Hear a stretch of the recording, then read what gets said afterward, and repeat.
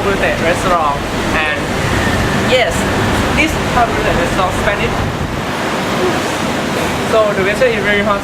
Yes, very, Let's get very in. hot.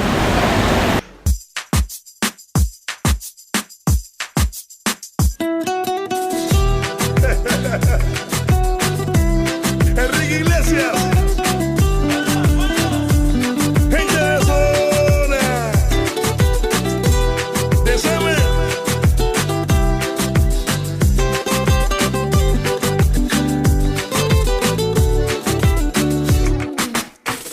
Hi everyone, now we are here with Mr. Joseph.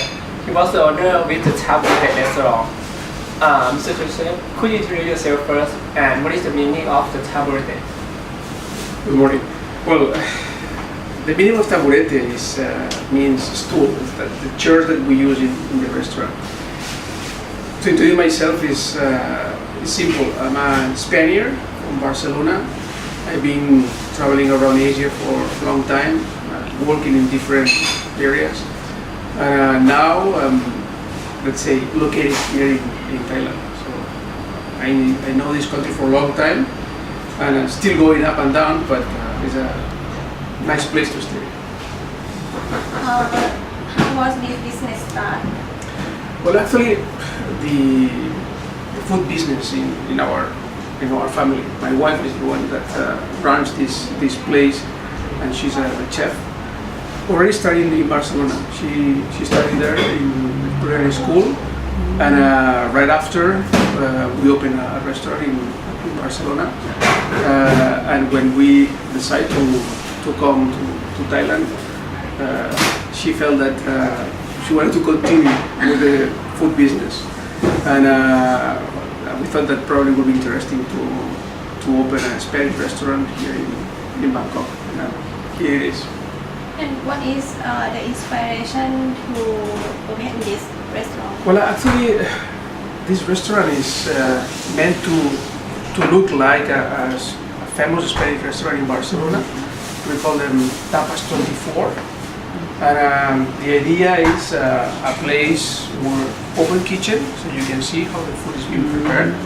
And also this type of tables, tall tables with these tools, taburete as I mentioned before, which allows to be, is not a place that we want to be fancy or too uptight, but a place where you can come and take the tapas and discuss with your friends and stay for a while, and you can go to another place. So that's the idea.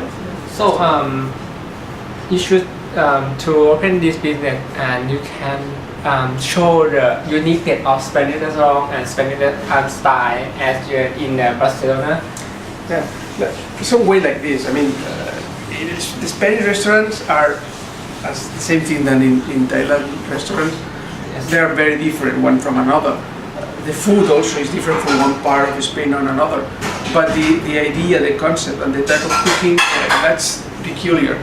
So yeah, that's the idea to show what we have in Barcelona, Mediterranean area, where I come from. You know that there are many restaurants around the Sukhumvit Road. Yeah. And what is the unique point of your restaurant that you use to attract the customer? Well, particularly in this area, there are many of Japanese restaurants. Yes. So yeah, I believe that in this sense, this is quite unique in that for this concept. What happened that there are also other foreigner cuisines like Italian or French or Portuguese, and as well Spanish nearby here. But I believe that not only the food, which also have to be different, but the location and the feeling that the place gives you also attract customers, and this is a way to be. We have a quite close relation with the customers. It's a small place, so that's why that's good. So not only just the people who walk through the road, but yeah, you have the member and the host customer to come and come again. Yeah, that's is an objective. I mean, with this type of small business, the idea is that the food has to be the most important part, which is when the customer comes and they like it, they normally repeat and they keep coming. And that's the idea, because otherwise, walking by, you have so many options.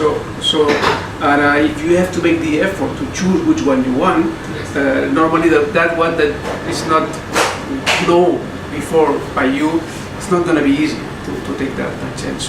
But if you already been in a place, you like the food, and so you continue and you bring customers.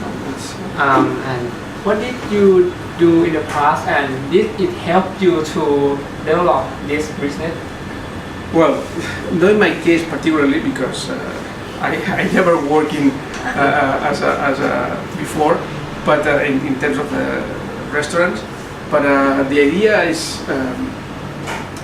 well, I would say that in some way, the fact that my wife she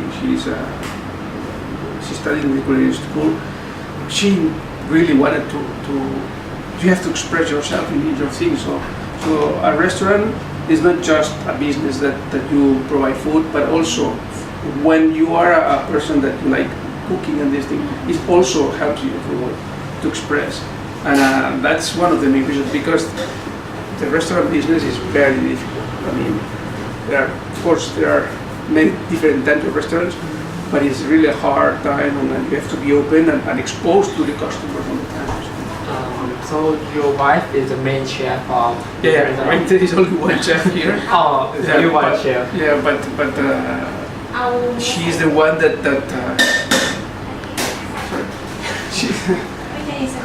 she's the one that but normally is in charge of all the design of the dishes, and that's why without her, I mean the restaurant will not be the same. Yeah. The chef always is very important in a restaurant.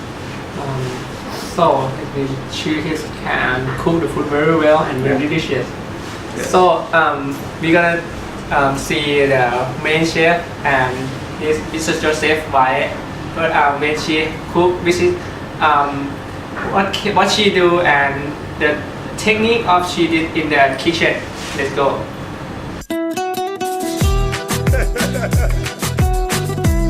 Enrique Iglesias. Gente de zona. De Samuel.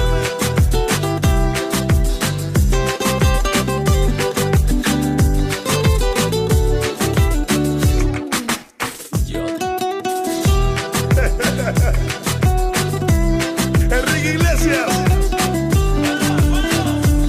Gente de zona. De Samuel.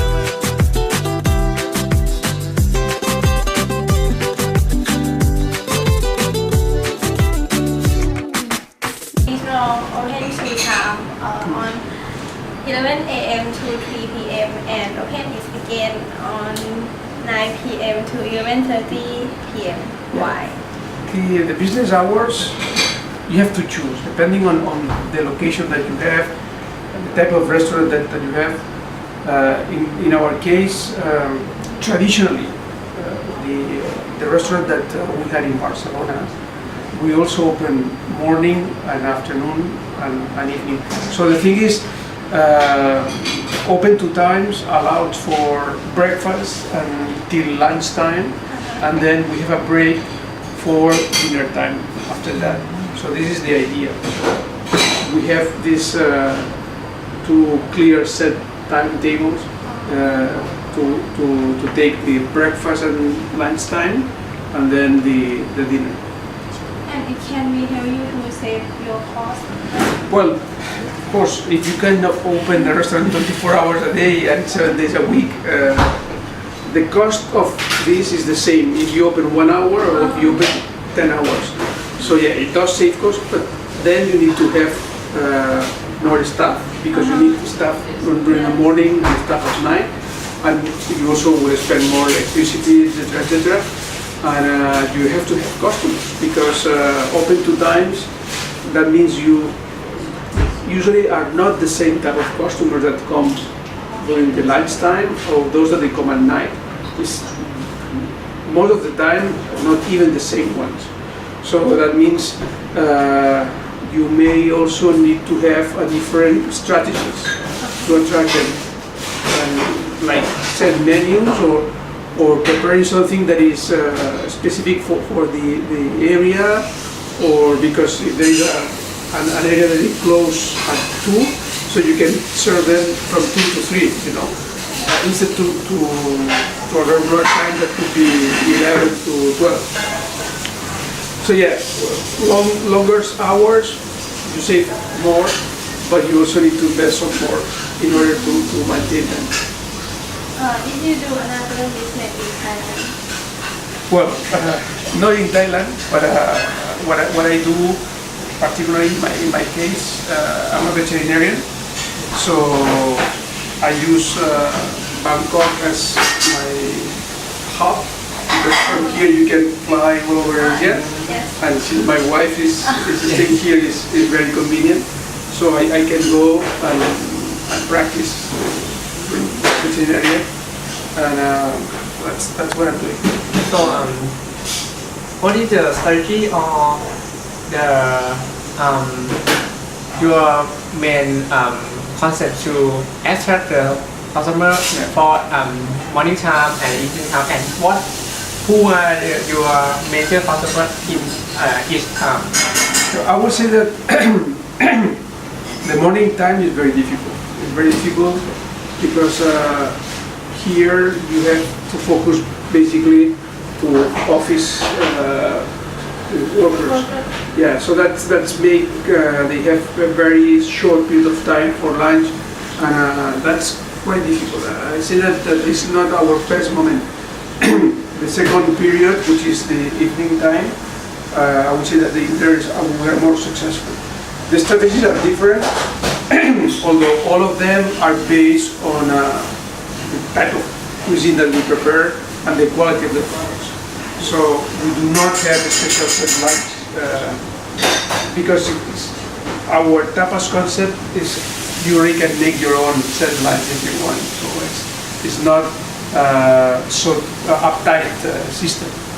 But as I said, trying to, so far what we are being more successful is the second period, and we have to work more in the first one.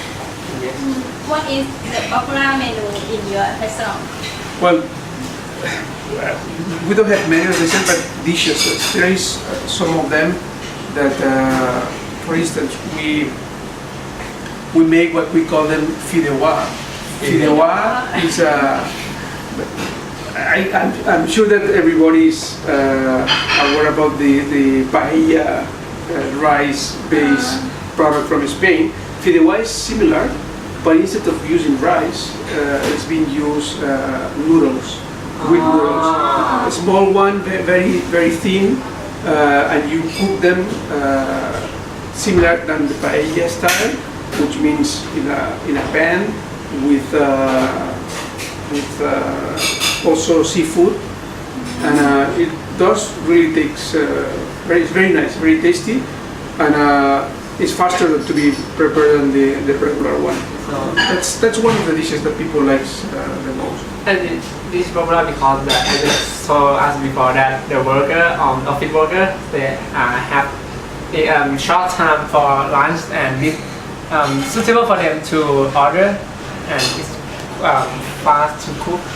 Well, the fast to cook that is probably not as fast as we thought, but yeah, it's faster than other dishes, and also it fills you up quite well. And also tasty. I'm sure. Yeah.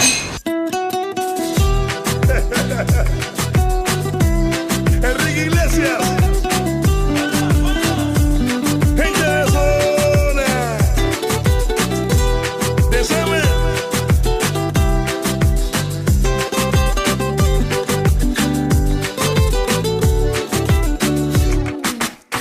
Okay, now we're gonna talk about food, Spanish food. This is a special meal for us. And can you pronounce the name of the food in Spanish? This one here is pan, is bread. Pan. Pan is made here in the restaurant every day. So it's one of the specialties of the restaurant, and it's a very good complement of all the different dishes. How is different from the normal bread? Well, bread is bread wherever you go. The thing is, most of the different part is what kind of wheat are you using, or what kind of flour, because you could use wheat or barley or many other different ingredients in there to get flavor. This is no flavor at all, but it's very crispy. It's only water, wheat, flavor, and a yeast is the one that will make the fermentation and make it grow like this. This is very Special. special. Really, customers like very much this one. Yes. Next to this, how to pronounce? Those are espárragos in Spanish. Espárragos. Espárragos in English. The asparagus is very typical in Europe. It's one of the normally we get them wild in the forest. They're usually thinner than these ones. But nowadays you can have plantation of this. You can get it regularly in the shops. Here those are local, which are also very good for this. Have to be peeled first, and then we wrap it with bacon. Bacon also, depending on the origin of the bacon, it will make it more tasty or more regular. But I would say that, and also a particularly special is the sauce. Yeah, this sauce is made out of paprika. They also have some nuts and olive oil, and it makes very special for this combination. This is one of the dishes that customers like very much. The next one is croquetas. Croqueta. Croquette in English. Yeah. Well, croquetas is this shape. It could be inside different things. You can put fish, or you can put pork, chicken. This case is chicken croquette. And the croquetas also is very typical in Spain. I would say that most of the tapas restaurants worldwide, they will have croquetas in their menu. Yes. Move to the Next one. I think it's very special because Yeah. of you have the Smell. shrimp. Very good. Yeah, this one, it looks like the paella, but it's a different process of cooking. We also this rice, and you also use fish stock, which is very important for the production of paella. You cannot just add water; it will be no flavor. In this case, what we call them is arroz meloso. Arroz meloso. Meloso means that it is flavored and also kind of it's not sticky, but it's very nice. It's usually you have to leave it never to get dry, because otherwise paella has to be dry. This one cannot be dry. It has to be with some of the stock on it. It's not a soup, but almost this consistency. And the characteristic of this is that it does have shrimp, the carabinero, which is very peculiar. In this case, it's imported from Spain, and also some clams that can be combined in a different situation.